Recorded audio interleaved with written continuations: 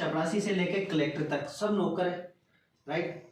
उनकी life style अच्छी हो सकती है मगर अमीर नहीं है। कलेक्टर भी रिटायर होने के बाद इनकम आती है, और अगर ईमानदारी से उसने पूरी अपनी लाइफ में कलेक्टर का पद संभाला होगा ना, तो रिटायरमेंट होने के बाद में वो अमीर नहीं है साहब। अच्छा, बेस्ट एग्जांपल बताइए अपने गांव के आसपास में कोई टीचर हो, टीचर में कोई रिश्वत नहीं होती। अगर कोई टीचर है वो रिटायर हुआ है तो जाके देखो वो क्या अमीर है आज, कोई टीचर अमीर नहीं मिलेगा अपना। यानी कह सकते हैं अमीरी नहीं आ सकती, लाइफ स्टाइल अच्छी मिल सकती है अपना। अच्छा, दूसरा है खेतीबाड़ी और मजदूरी। अच्छा, घर के बड़े बुजुर्ग हमेशा कहते हैं मेहनत ज़्यादा करो भाई, यही उम्र है, राइट है। अच्छा, मजदूर कम मेहनत करता है, अपने इधर किसान है, किसान कम मेहनत करते हैं, वो इस 90% हिस्से से दबा के मेहनत करते हैं साहब, दबा के। लेकिन आज वो गरीब ही है, अमीर हुए तो नहीं मेहनत करने से। कहने का मतलब है कि जब तक ये 10% हिस्सा काम में नहीं लेंगे अमीरी अपने पास नहीं आ सकती, तो ये भी अमीर नहीं, राइट। अब तीसरी बात करते हैं व्यापार। साहब आज जो भी अमीर है ना वो बिजनेसमैन है, इतिहास उठा के देख लो आप, जो भी अमीर हुआ वो बिजनेसमैन ही है, राइट।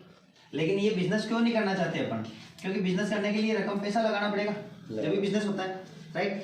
अच्छा, जितनी रकम लगाएंगे उतना रिस्क भी होगा, हाँ? तो इन दोनों से बचने के लिए क्या करते हैं, आम पब्लिक सीधा कहती है हमें तो नौकरी मिल जाए, भले अपनी वैल्यू 20,000 की हो लेकिन नौकरी 10 की मिले तो ठीक है, सही है, और हम नौकरी को प्राथमिकता दे देते हैं, बिजनेस नहीं करते। लेकिन इस बिजनेस की क्या है, बिजनेस कोई भी करो दो ही काम होते हैं, लाभ या हानि।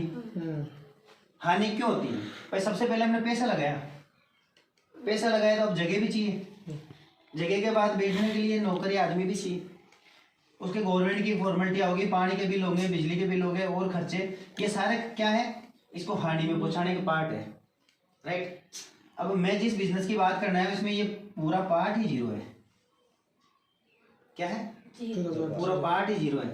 ना अपने को पैसा लगाना है, ना अपने को दुकान करनी है, ना अपने को किसी को नौकर रखना है, ना किसी को कागज बनाने फॉर्मेलिटी करनी है। यानी क्या कारण, अगर आप करोगे इस बिजनेस को तो 100% लाभ है, नहीं करोगे तो कोई घाटा ही नहीं है। जहाँ भाई अपना कुछ लगा ही नहीं उसको कभी भी छोड़ सकते हैं ना, सही बात, ये वाली बात है। तो ऐसे बिजनेस की चर्चा करनी चाहिए। तो हम सबसे पहले बात करते हैं, जैसे हमने कहा पैसा, आदमी कोई भी काम करके पैसा कमा रहा है, मान लो एवरेज अपने महीने की इनकम 20,000 है, और साथ पैसे की वैल्यू सिर्फ इतनी सी है, इसके दो ही काम होते हैं, एक तो होती है इसकी बचत है, दूसरा होता है इसकी खर्चा, तीसरा कोई काम नहीं है पैसों का, राइट। अब बात करते हैं बचत की। 20,000 में होती नहीं है, लेकिन एवरेज मान लो कि 5,000 रुपये आपने बचा लिए, सही है, राइट। तो 15,000 रुपये तो कहीं ना कहीं खर्च रहे हो आप साहब। अच्छा, ये खर्चा करना अपना शौक है या मजबूरी है? ये तो मजबूरी है, मजबूरी है सारी, बुरा मत मानना।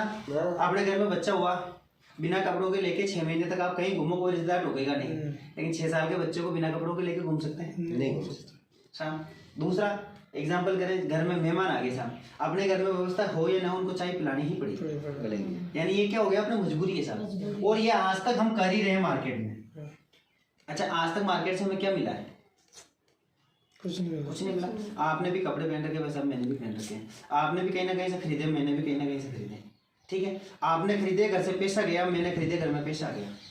यानी इन खर्चों में से जो इनकम दे वो है शुद्ध नेटवर्क मार्केटिंग की कंपनी। यानी आपकी बचत को डिस्टर्ब नहीं करना है। ऐसी कंपनियां बहुत देखिए 5 2 50 मिलेंगे, 10 2 50 मिलेंगे, इतने साल भरो ये हो जाएगा वो हो जाएगा, राइट है। लेकिन मैं कह रहा हूँ आपकी बचत को बिल्कुल डिस्टर्ब नहीं करना। आप जो बचा रहे हो बचाओ, बीसी भर रहे हो, सोसाइटी भर रहे हो, एफडी कर रहे हो, एलआईसी भर रहे हो, लेकिन ये तो कहीं ना कहीं खर्च ही रहे हो, और इसका कुछ भी नहीं मिला आज तक। और मेरे को इसमें से इनकम आने लग जाए तो कैसा रहेगा? अच्छा रहेगा वो तो पहले देखते हैं ये करते कहाँ, ये करते हैं अपन बाजार में, और बाजार में हम क्या है साहब, कस्टमर हैं, आम आदमी हम। हिंदुस्तान में 80% पब्लिक है जिसको आम पब्लिक बोला जाता है, राइट। हमें कोई प्रोडक्ट की जरूरत चाहिए, हम कहाँ जाते हैं? दुकानदार के पास, अपनी पहुंच दुकान तक ही। उसके बाद ये जाता है होलसेलर के पास, या होलसेलर इसके पास आता है, फिर ये डीलर, एजेंट और ये फैक्ट्री, ऐसे माल अपने पास आता है, राइट। लेकिन एक और शख्स होता है, जैसे कौन सा साबुन इस्तेमाल करते हैं? नॉर्मल निरमा, लक्स, कोई भी। अच्छा, फैक्ट्री वाला अपने पास आए थे कि बताने के लिए? नहीं आए। हमने क्या देखा था? विज्ञापन, एड देखा उसमें। हर चीज़ अपन एड देखते हैं और इस दुकानदार से उसी चीज़ की डिमांड कर लेते हैं, हमें ये चीज़ चाहिए, राइट। मान लो कोई फैक्ट्री ने प्रोडक्ट बनाया, पेन बनाया 50 रुपये का, ₹5 इसका प्रॉफिट भी रखेगी। लेकिन हमारे पास आते आते क्या होता है, इन सबका कमीशन जुड़ता है और ₹100 का हो जाता है, राइट। सही है। ये है खास पब्लिक, इनको क्या कहते हैं, खास पब्लिक। और ये 20% है हिंदुस्तान में। कहने का मतलब है कि 80% पब्लिक का 50% पैसा लगभग 20% लोगों के पास है। आज ये अमीर है साहब, ये हिंदुस्तान के किंग है, ये चाहे तो सरकार मिनटों में बढ़ा दे, चाहे तो मिनटों में गिरा दे। अभी वो इत्र वाले के पास ही करोड़ों रुपए मिले हैं, तो वो कौन है, ये बिचौली है साहब, राइट है। इस सिस्टम में क्या था, कुछ कमियां थी। कमियां क्या थी कि ये कस्टमर है ना, अब बुरा मत मानना साहब, आप वो मैं कहूँ आप करोड़पति हो, अब आप कहोगे यार क्यों हंसी उड़ाते हो हमारी, सही है, लेकिन ये सच है साहब, हिंदुस्तान का हर कस्टमर करोड़पति है। ये मार्केट में अरबों खरबों रुपए है ना, वो सब इसी का ही तो है। इनका किसका है, वो पैसा तो इसी का ही है। यानी इम्पोर्टेंट कौन है, फैक्ट्री और कस्टमर है साहब। आज बुरा मत मानना, आप 8-10 घंटे काम करते हो, 10 घंटे काम करते हो ना, आप अपने बीवी बच्चों के लिए साहब है ना केवल 5 घंटे काम करते हो, 5 घंटे इनके बीवी बच्चों के लिए काम कर रहे हो, क्योंकि आपकी इनकम का 50% हिस्सा इनके पास है। और आज तक आपने मार्केट में जो पैसा लगाया ना, वो आधे का ही सामान लाए हो, आधा इनको बचत में दे के आए हो, तो फिर अपने ग्रोथ कहाँ होगी। अच्छा, ये एक काम और करते हैं साहब, महंगाई और मिलावट और करते हैं ये दो शख्स, एजेंट और डीलर। दुकानदार तो नहीं कर सकता, नहीं एजेंट और डीलर और करते हैं। और ये जितने भी महंगे महंगे हॉस्पिटल है ना, ये अपने लिए ये साहब। तो इस सिस्टम में कुछ कमियां थी। 1956 में जो हार्वर्ड यूनिवर्सिटी है सर्वे करती है, उन्होंने सर्वे किया और उन्होंने देखा कि ऐसा क्या कारण है, ऐसा क्या सिस्टम किया जाए कि इस कस्टमर की ग्रोथ हो जाए, सही है, ठीक है ना। तो उन्होंने कहा, वहाँ के जो स्टूडेंट होते हैं उन्होंने सर्वे किया और निकाला कि बोले एक फैक्ट्री है, कस्टमर है, दोनों को आपस में हाथ मिलवा दो और इस सिस्टम को बाईपास कर दो। भाई ये क्या काम कर रहे हैं, माल पहुंचाने का काम कर रहे हैं, सर्विस ही दे रहे हैं, तो इस सर्विस को डायरेक्ट कर दो, तो इस कस्टमर की ग्रोथ हो सकती है। तो इनमें ये 55 रुपये का प्रोडक्ट यहाँ था, यही 55 का बन गया, और हम तो अमीर थे तो यहाँ 100 दे रहे थे, तो यहीं 100 देंगे, क्या फर्क पड़ता है। लेकिन कंपनी ने कहा थोड़ी दूरी आप तय करो, थोड़ी दूरी मैं तय करती हूँ, आपके नज़दीकी शहर या कस्बे में एक दुकान होगी जो मेरी होगी, वहाँ तक आपको आना है, माल वहाँ तक मैं पहुँचा दूँगा, ठीक है। यहाँ तक आने पे आपका मेरे पास 45% पैसा बच गया, ये 45% पैसा आपको वापस मिल जाए तो कैसा है, सही है। भाई जो मार्केट के पास जा रहा था वो सारा ही अपने को वापस मिलने लग जाए तो कैसा रहे। और ये चाहिए तो फिर ये काम भी करने पड़ेंगे, लेकिन कंपनी का इतना काम करने की जरूरत नहीं है। हाँ, सही है। एजेंट का काम मैं कर लूंगी, डीलर का काम मैं कर लूंगी, होलसेलर का काम मैं कर लूंगी, रिटेलर का काम मैं कर लूंगी। आप केवल एक ही काम कर लो, एड का। क्या करना है, एड का, यानी ये जो आरसीएम का प्रोडक्ट है इनका कहीं एड नहीं आएगा, वो एड अपने को ही करना है।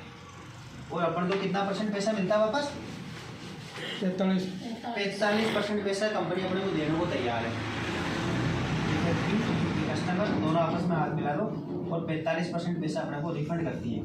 इसके लिए अपने को केवल और केवल केवाईसी ओके करवानी पड़ती है। क्या केवाईसी आप मित्र में बैठते हो, डॉक्यूमेंट देना है, और इसमें एक नॉमिनी और देना पड़ता है, नॉमिनेशन। और इसके बाद 2000 से ऊपर का प्रोडक्ट कितना भी अपन परचेज कर सकते हैं, यानी फर्स्ट परचेजिंग 2000 से ऊपर की कितनी भी होनी चाहिए। उसके बाद आप चाहो तो 2 रुपये का लो, चाहे 2 लाख का लो, कोई अपने पर बाउंडेशन नहीं। कंपनी के पास 850 से प्लस प्रोडक्ट है आज। यानी ये जो पूरा पहन रखा है ना मैंने, ये जैकेट सहित, ये बैग सहित मेरे पास आसी नहीं है, अंडरगारमेंट, जुराब, कपड़े, ये जो शर्ट है और इसके साथ में ब्लैक वाले पैंट है, वो मात्र इतने का कपड़ा है साहब। 360 रुपये ड्रेस पहन के 30,000 रुपये महीने कमा रहे साहब। अच्छा, उसके 700 रुपये तो सिलाई है, तो कपड़ा तो अच्छा होना चाहिए ना, ये अच्छा है तभी सिलाई जा रही है। यानी ये क्या है, बिचौलियों वाली इनकम अपने को।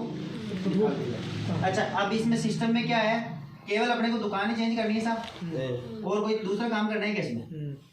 एक ही सिस्टम आया भाई, अपने को वो दुकान छोड़ के इस दुकान पे आना है, राइट। अच्छा, दुकान आज तक मार्केट में अपने बदली है तो कोई ना कोई कारण से बदली है, बिगाड़ हो गया है, अच्छा माल नहीं आया, हिसाब किताब में गड़बड़ होगी, लेकिन यहाँ दुकान चेंज करने के हमें क्या फ़ायदे हैं। आरसीएम दुकान चेंज करने का सबसे पहला फ़ायदा देती है 100% शुद्ध आइटम, यानी किसी भी प्रोडक्ट को किसी भी लैब में अपन चेक करवा सकते हैं, कंपनी ऑलरेडी 4 बार चेक करके फिर उसको अपने पास पहुँच सकती है।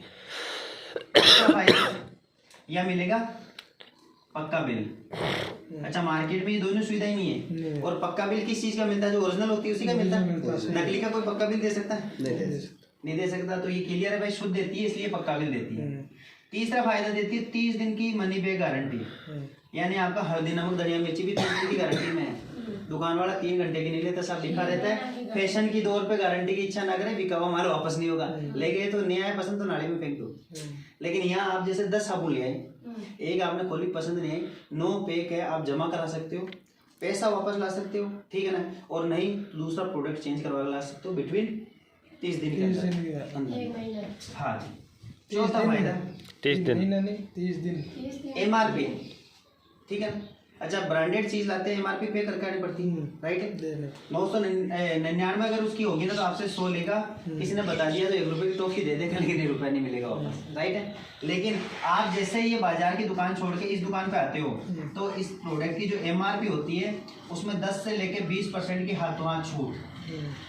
बुरा मनमाना 10 रुपये वाली साबुन आती है मार्केट की किसी दुकान से तो 10 की मिलेगी, लेकिन आपने मार्केट की दुकान छोड़ के यहाँ पहुंचे तो आपको 9 रुपये की मिलेगी, 1 रुपये की हाथों हाथ छूट, ठीक।